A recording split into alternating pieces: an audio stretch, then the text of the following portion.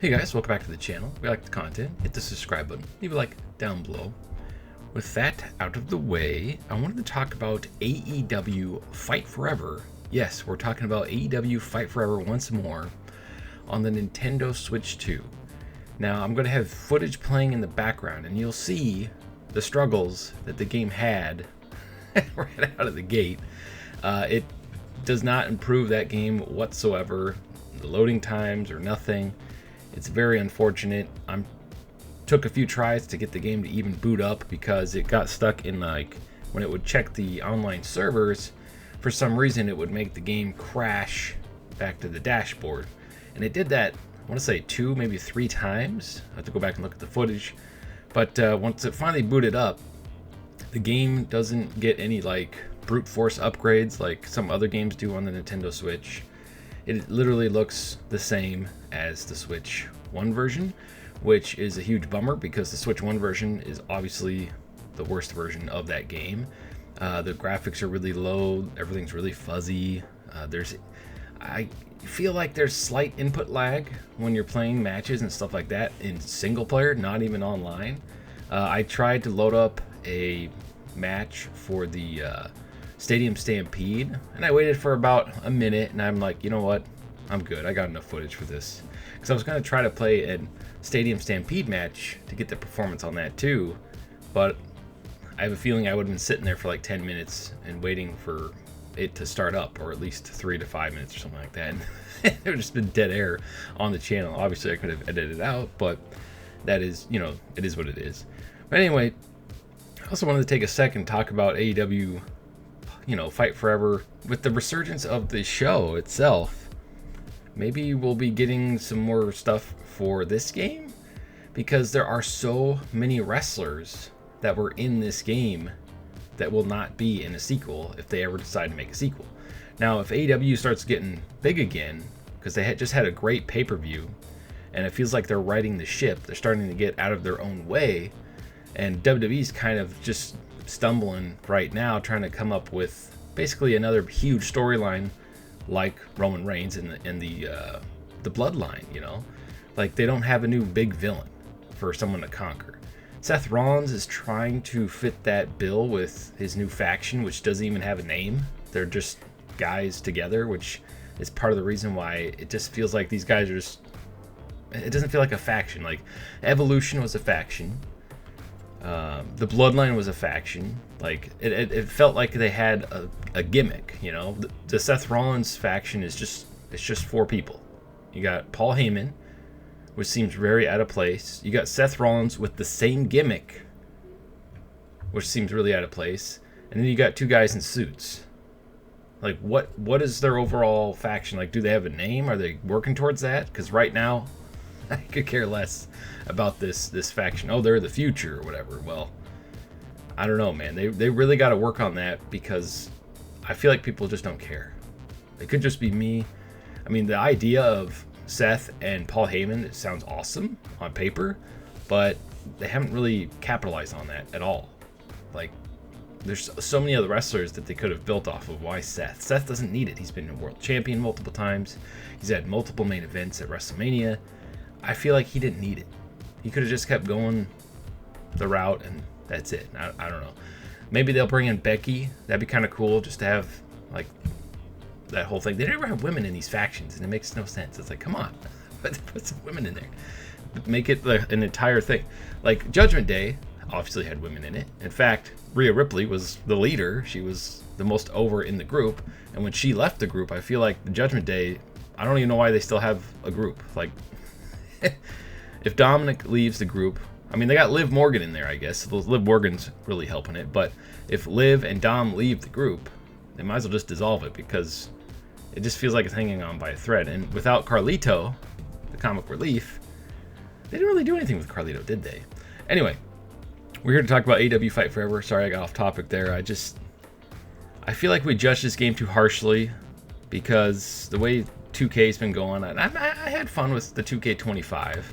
I don't know, I just feel like the game's going down a road where I'm not going to want to play them anymore, and that sucks, because they're literally the only wrestling game in town. Sure, Ultra Pro Wrestling's coming, sure, the Wrestling Code is coming, whenever that whenever that happens, game development takes time, especially when you're indie devs and you're trying to meet the expectations of fans that have been playing a series for 20 years that has literally every feature you could possibly imagine, that being the 2K series, and no matter what you do, you're going to be compared to that.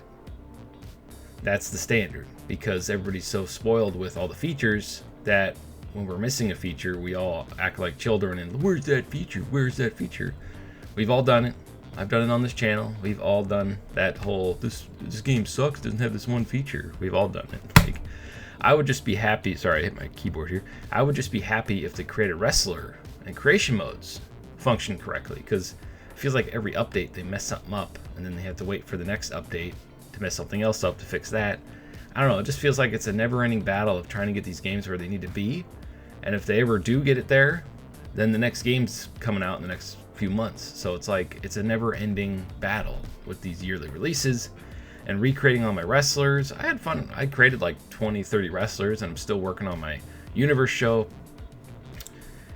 I don't know, maybe I just need a break from wrestling games. That's part of the reasons why I started the Switch channel. I'm waiting for Ultra Pro Wrestling, I'm waiting for Wrestling Code or any other wrestling game coming out there, but in the meantime, it's like, what do I talk about? Like, I guess I could do what everybody else is doing and make universe shows, my GM shows.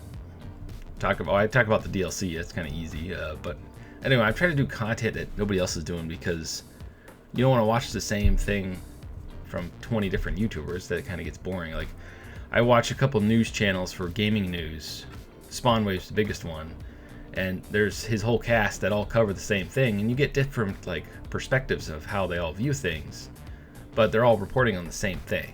So maybe I could just go that route. Maybe I should just do what everybody else is doing, and it's my version of it. It's like, that's how I view it. If you guys want that, I will. Like, I'll make a My GM show. I'll make a universe show. I still plan on doing the universe show. I've got a few more wrestlers to make before the roster's complete. With the Switch 2 coming out, kind of put a hold on that, because I'm trying to get this Switch channel up to stuff. We've got about 50 subscribers. I was kind of hoping it would have blown up, but yeah, it is what it is. I'm still having fun with it though, because a lot of the Switch games are real fun. But anyway, AEW Fight Forever on the Nintendo Switch. I would not buy it. I got it for like $10 on Amazon. That was pretty fun. I was like, oh, it's $10. I'll give it a shot. And it did the same thing on the old Switch. It crashed about 3 or 4 times when I first went to load it up. I just kept trying, and it eventually worked. What happens is when you get to the point where it's trying to check the online servers, for some reason it crashes the first few times.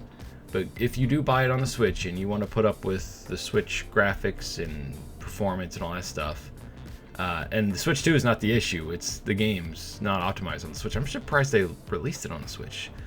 If you can get it to run on Steam Deck, which it did at launch, when I tried to play it, I want to say, was it early last? No, it was beginning of this year.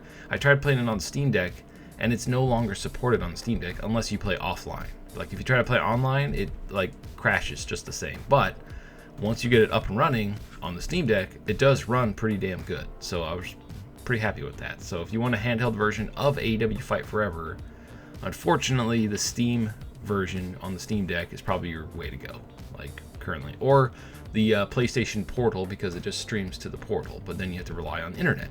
So currently there isn't really a good option for a handheld wrestling game. It really just, we got nothing. We got to wait until 2K does something, or until Ultra Pro Wrestling comes out. Like I said, I keep bringing up Ultra Pro Wrestling because I'm really excited about that game. Anyway, sound off comments below. Sorry, this video is kind of all over the place. Just had some things on my mind I wanted to talk about. And happy Switch 2 week if you did get one. I'm enjoying it. Like, if you're a wrestling fan, I would just wait to see what happens with it, because this Nintendo Switch is probably one of the worst consoles when it comes to wrestling games. Like, it had like 4 wrestling games, and 2 of them were unplayable. The other 2 were like little, like, one of them's Chicky Boxy Pro Wrestling. I did play it on the channel. It's fun for like an hour, and then you've basically done everything. And then they got 2K18, which was a mess, and they finally took it down. Then you got 2K Battlegrounds, which is not a wrestling game. I don't consider that a wrestling game. It's more of a brawler, and that's also a crap game. But it technically, Battlegrounds is probably the best wrestling game on system because there is nothing else to play. I was hoping AEW would have been a good option for handheld wrestling, but it just it's bad. It's not as bad as 2K18, but it is pretty bad, as you can see from the footage. Anyway, I've talked on long enough. Thank you for watching. Sound off the comments below, and stay frosty. And his opponent,